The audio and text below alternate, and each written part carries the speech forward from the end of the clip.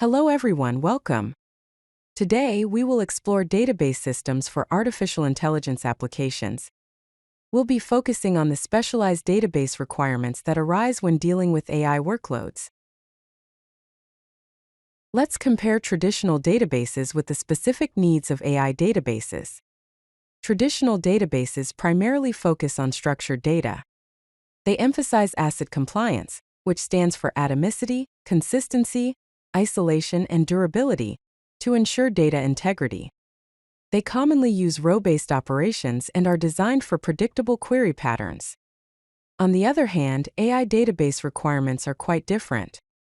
They need to handle unstructured data, support vector operations for similarity searches, manage high-dimensional queries, and facilitate real-time inference for immediate insights.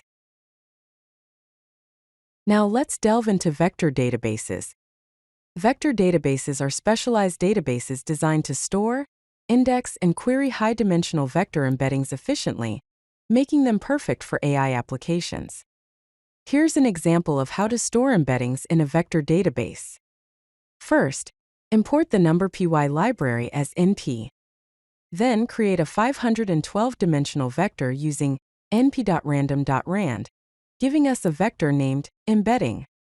Finally, insert this embedding into the vector database with an ID, the vector itself, and additional metadata like the type of data.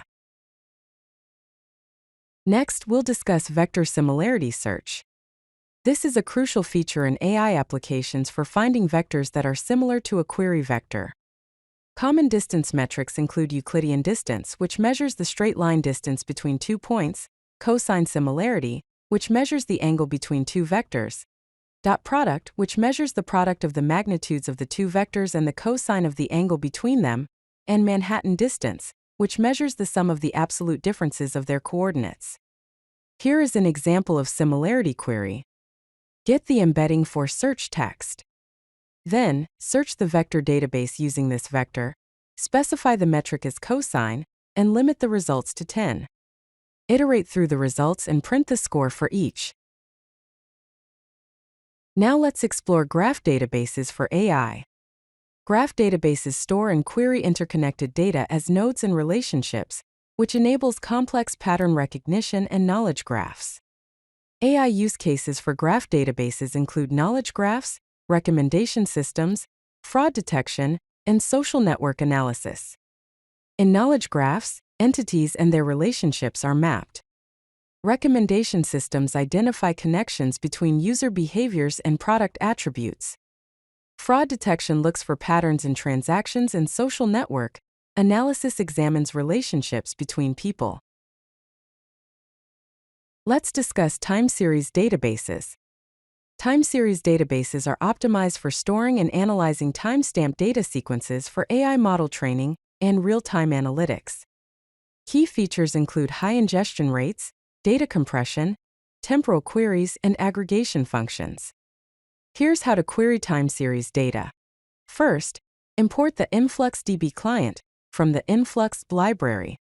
Then define a query to select the mean temperature from the sensors, where the time is within the last 1 hour, grouped by 5-minute intervals. Finally, execute the query using the client and print the results. Let's explore NoSQL databases for unstructured AI data.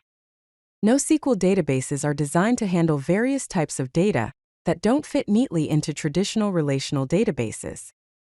The types of NoSQL databases are document databases like MongoDB, key-value stores like Redis, column databases like Cassandra, and graph databases like Neo4j. Document databases store data in flexible JSON-like documents. Key-value stores use simple key-value pairs. Column databases organize data by columns rather than rows. Graph databases use nodes and edges to represent and store data. Here's an example of storing training metadata in a document database. Training data containing information such as model ID, hyperparameters, and metrics is defined. Then the defined training data is inserted into a collection in the database. Finally, let's discuss a framework for selecting the right database. Consider the data type, workload pattern, scale requirements, and performance needs.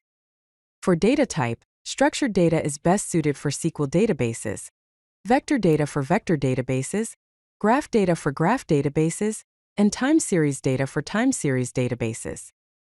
For workload pattern, heavy reads benefit from read replicas, heavy writes from distributed systems, analytics from columnar databases, and real-time applications from in-memory databases. For scale requirements, small applications can use single instances, medium applications can use sharding, large applications can use distributed systems, and global applications can use multi-region setups. For performance needs, low latency requires in-memory databases, high throughput benefits from NoSQL databases, consistency requires ACID compliance, and high availability requires eventually consistent databases. If you like this video, hit that like button and don't forget to subscribe. Visit codelucky.com for more such useful content.